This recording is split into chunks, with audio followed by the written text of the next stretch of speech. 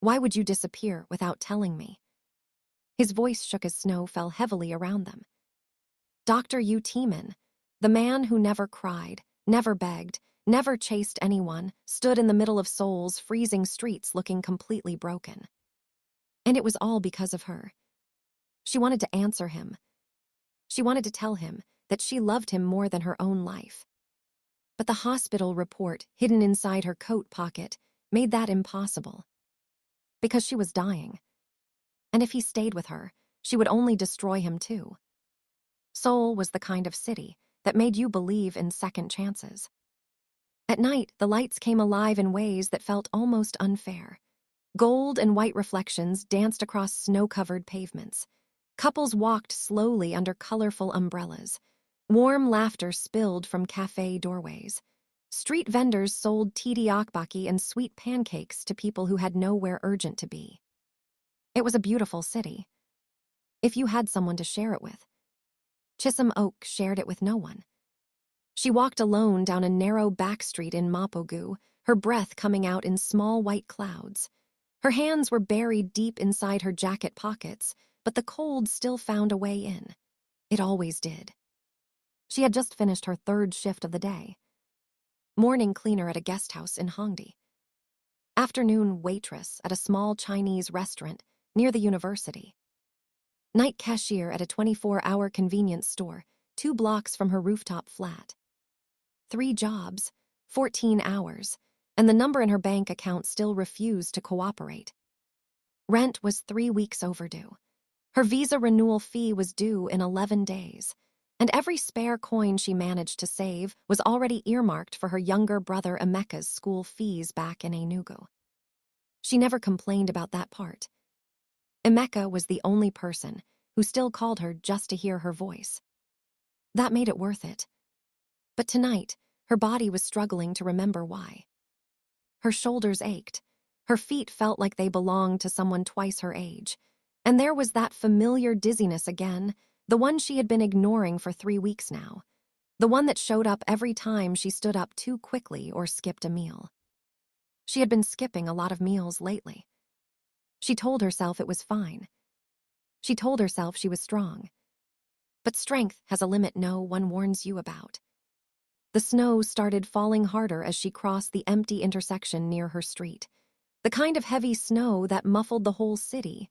No traffic, no voices, just white silence pressing down on everything. Chisom stopped walking. Something felt wrong. The streetlights blurred at the edges. The ground tilted slightly beneath her feet. A cold sweat broke across her forehead despite the freezing air. She pressed one hand against the nearby wall. Just breathe, she told herself. Just keep moving. But her legs had a different plan. They buckled, and Chisom Okeke hit the snow-covered ground before she could make a single sound. She did not know how long she lay there. It could have been 30 seconds. It could have been 10 minutes. What she heard first were voices. Urgent ones. Someone was crouching beside her, a hand pressed against the side of her neck. Another voice was on a phone, speaking fast in Korean. Then everything went quiet again. When she opened her eyes the second time, the ceiling above her was white and flat and clinical. Machines beeped softly beside her. An IV line ran from the back of her hand. Hospital. The word hit her like cold water. She sat up immediately. Or tried to. A firm but calm voice stopped her before she got halfway. You should rest. Chisom turned her head and stopped breathing for exactly 2 seconds. The man standing beside the bed was not what she expected. He was tall, quietly built, dark hair swept back from a sharp, composed face. His eyes were the kind of dark that held intelligence without effort.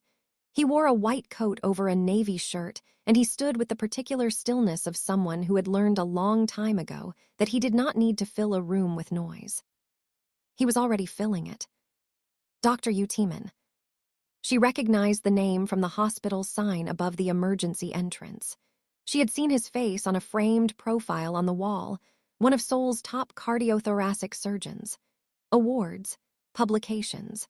a reputation the nurses seemed to speak about in slightly hushed tones. And he was watching her with an expression she could not quite read. Not pity, not irritation, something closer to careful concern. You collapsed from exhaustion, he said quietly, and severe anemia. Your blood pressure was dangerously low. Chisom opened her mouth. The first word that came out was sorry. His brows pulled together almost instantly. Why are you apologizing? She didn't have a good answer for that. Because I'm inconveniencing you, she thought. Because someone like me isn't supposed to end up in a hospital like this. Because people like me apologize first and explain later. But she didn't say any of that. She just smiled. The small, practiced smile she had learned to keep ready for moments exactly like this. Thank you for helping me, she said instead. Taemin looked at her for a long moment. Then he asked the question she wasn't prepared for. You haven't eaten properly in days, have you? The smile faded just slightly. Because it wasn't a guess. It was a quiet, accurate observation. And somehow that was worse. She looked away toward the window. Snow was still falling outside. The city continued without her, as it always did. I'm fine, she said. No, he replied, you are not. There was no cruelty in it, no judgment, just a doctor stating a fact to a patient who was lying poorly. She didn't respond. And he didn't push further. He simply wrote something on the chart at the end of her bed, set it down with quiet precision, and left the room. Chisom stared at the ceiling for a long time after he was gone. Something about that conversation had unsettled her in a way she couldn't name. Not his tone. His eyes. He had looked at her like he could actually see her. And it had been a very long time since anyone had done that. She was supposed to be discharged the next morning. She planned to sign whatever forms they gave her, smile politely at whoever brought them, and walk back out into Seoul before anyone could ask about her insurance situation. But Dr. Yoo Taemin had other ideas. He appeared at her door just after 7 in the morning with a small container of warm miyeokguk, seaweed soup, and a paper cup of barley tea. She stared at him. He set both items on the bedside table without ceremony. The cafeteria opens at 8, he said. Eat this first. She didn't move immediately. Doctor, you really don't have to. You're still pale, he said simply, and your iron levels need to come up before we talk about discharge. Then he left again. Just like that. Chisom sat there looking at the soup. It was still steaming. She told herself he was just being professional, thorough. This was simply what good doctors did. It meant nothing beyond basic medical care. She told herself that 4 more times before she picked up the spoon. It was the best thing she had tasted in weeks. She hated how much that meant to her. By the second day, she noticed that he always seemed to know when she hadn't slept well. By the third, she noticed he remembered the exact things she mentioned only once.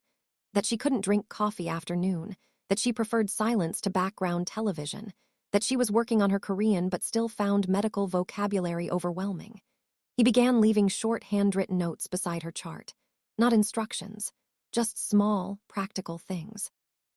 The nurse on night duty speaks English if you need anything. The soup on the second shelf of the ward kitchen is better than the packaged ones. She saved everyone. She told herself that was also just practicality. On the 4th day, he sat down in the chair beside her bed for the first time. He had a file in his hands, but he wasn't really reading it. Do you have family here? He asked. No, she said, back in Nigeria, her mother, her brother, an aunt in Abuja. She told him this plainly, without sentiment. He nodded slowly. You send money home, he said.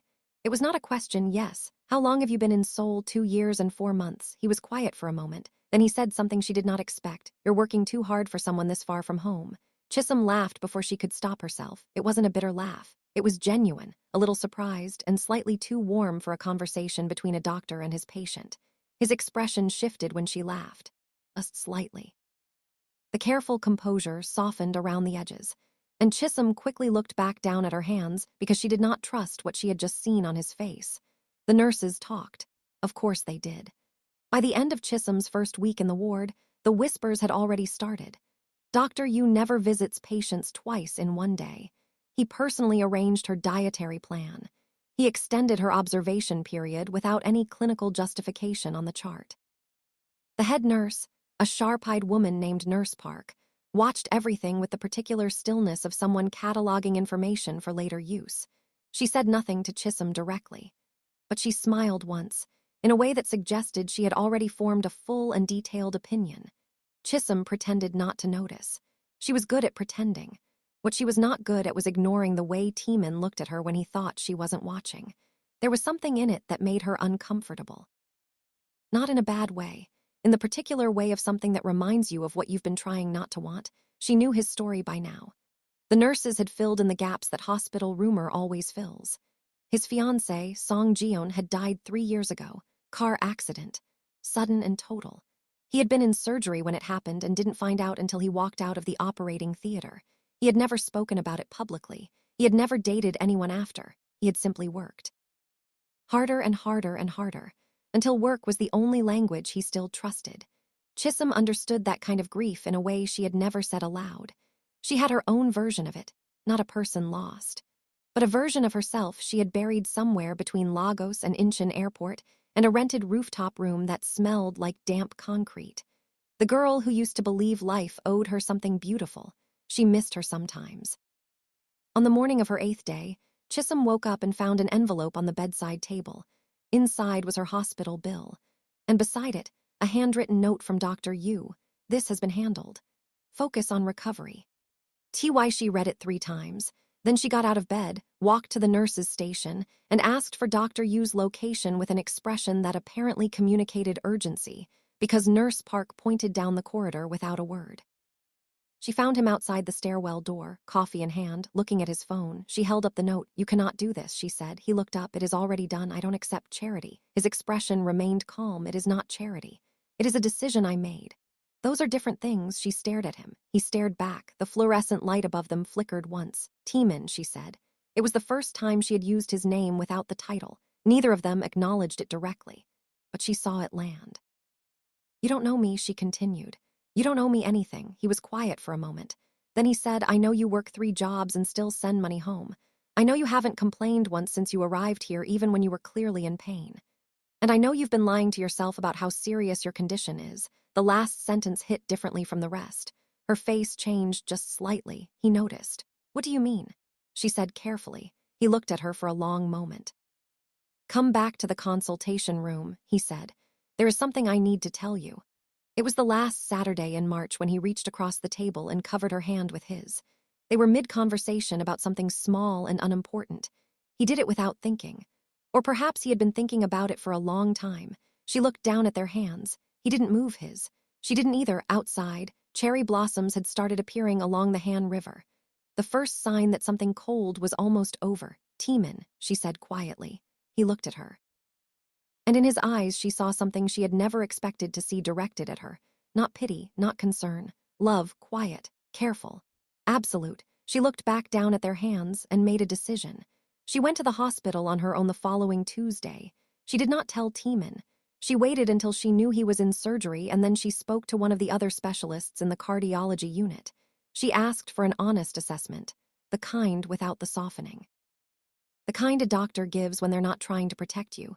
The specialist looked at her latest results for a long time. Then he told her the truth. The condition had progressed faster than the initial modeling had predicted. There was a window for intervention, a treatment protocol that could slow the progression significantly. But it was expensive, intensive, and would require her to stop working almost entirely for several months. She sat with that. She asked about alternatives. There were some. Less effective, but available. She nodded. She thanked him. She left the consultation room with a printed report folded in her coat pocket and a decision already forming in the back of her mind. One that Taemin was not going to like. She stopped replying to his texts the same night. Not all at once, slowly. One message answered briefly. The next answered late. The one after that left unread. She missed Saturday coffee for the first time. She texted an excuse. "Busy. Sorry. Next week." He replied within minutes. "Are you okay?" She stared at the screen for a long time. Then she typed, "Fine. Just tired." He replied, "Let me know if you need anything." She put the phone face down and did not pick it up again. He knew something was wrong. He was certain of it by the second Miss Saturday. He sat alone at their corner table and drank his coffee and looked at the snow outside and thought about patterns. She had gone quiet before, not like this. Before had been manageable, explainable. This had the particular shape of a withdrawal, a deliberate one. He called. She answered on the fourth ring. "Hey," she said. Her voice was careful. "You're avoiding me," he said. "I'm not." Chisom's silence. "I've just been dealing with some things," she said. "Work has been complicated. I can help." "You can't," she said. And then more quietly, "You shouldn't." He stood up from the table. "What happened at your last appointment?" She didn't answer immediately. "And that was the answer. Tell me," he said. Her voice, when it finally came, was quiet and completely controlled. "It's okay, Taemin. I'm handling it. You're handling it," he repeated slowly. "Yes, like you handled not eating for 5 days. Like you handled collapsing in the snow alone. That's not fair, you're right. None of this is fair, but you don't have to do it alone." She was quiet for a long moment. Then, "Please don't make this harder." The line went dead. He spent 3 days trying to understand what she meant. Then on the 4th day, he stopped trying to understand and started doing the only thing that felt honest. He went to find her. He knew her neighborhood. She had mentioned it once, months ago, in passing. Mapogu, a rooftop flat near the hill road. He stood outside in the dark for 20 minutes feeling entirely unlike himself. He was a man who did not chase people. He was a man who did not beg. He was a man who had learned to sit quietly inside his own losses and call it strength. And here he was, standing in a stranger's neighborhood in 10° weather because a woman had gone quiet and he couldn't tolerate it. He found her coming down the hill road at just past 8 in the evening. She was still in her work clothes. She was carrying a plastic bag of convenience store groceries in one hand. She was walking slowly, too slowly. She saw him when she was still 15 meters away. She stopped. He walked toward her. The snow started falling at that exact moment, as if the sky had been waiting. "Why would you disappear without telling me?" His voice shook. She stood in the snow and looked at him. She did not look surprised. She looked like someone who had known this moment was coming and had been dreading it because dreading it meant she had been hopping for it. "Taemin," she said. Her voice broke on his name. "Why?" he asked. "What did that report say?" She looked at him for a long time. Then she reached into her coat pocket. She took out the folded paper. She held it out. He took it slowly. He read it in the middle of the snowfall, in the light of a distant street lamp, with his jaw tight and his eyes moving quickly across the page. When he finished, he looked up. The expression on his face was not what she had prepared for. She had expected hurt, or perhaps professional alarm. What she saw was something much quieter, much more devastated. "You were going to leave," he said. She said nothing. "You were going to disappear and let me think, Taemin. Let me think you were fine. Let me believe you had just chosen to walk away." His voice broke slightly. He looked away briefly. "In 3 years, I have not..." He stopped, started again. "I have not let myself want anything," he said carefully. "I decided that was safer. I decided it was enough. Then you." He said it like it was the simplest and most complicated sentence in the world. "Then you." Chisom felt the tears before she could stop them. She shook her head. "I would have made you watch me get worse," she said. "That is not something I was willing to do to you. That is not your decision to make for me," he said. "But I love you," she said. It came out without planning, like something that had been building pressure for months and finally found the smallest opening. She looked almost surprised at herself. He looked at her across the snow. Then he crossed the distance between them and stood directly in front of her. He didn't touch her yet. Just looked at her face as if memorizing something. "I know," he said quietly. "I know you do. That's exactly why you can't leave." She was crying properly now. He put his hands on either side of her face. "Let me help you fight this," he said. "Not as your doctor. As the person who is going to be here regardless of what any report says. Do you understand me?" She looked up at him. All the careful composure she had been holding for months broke apart at once. She nodded. He pulled her close. She held on. Outside, Seoul kept moving, lights blinking on and off, taxis passing, music drifting from somewhere warm and distant. But in that small patch of snowfall, the two of them were very still, holding each other in the middle of a story that had almost ended too soon. The treatment began in April. It was difficult. There were days she could barely get off the couch, and days the medication made her feel worse before it made her feel better. Taemin handled her medical care through a colleague, because he was too close to be her doctor anymore. He was something else now. He came after his shifts. He learned her mother's egusi soup recipe over a video call with Chisom translating, and her mother laughing at his pronunciation. He sat with her through the long, quiet afternoons. He never once made her feel like a burden. And she slowly, imperfectly, with great effort, began to believe she was worth staying for. Emeka came to Seoul in August. He was 22 and curious about everything, and deeply suspicious of Taemin for approximately the first 2 hours.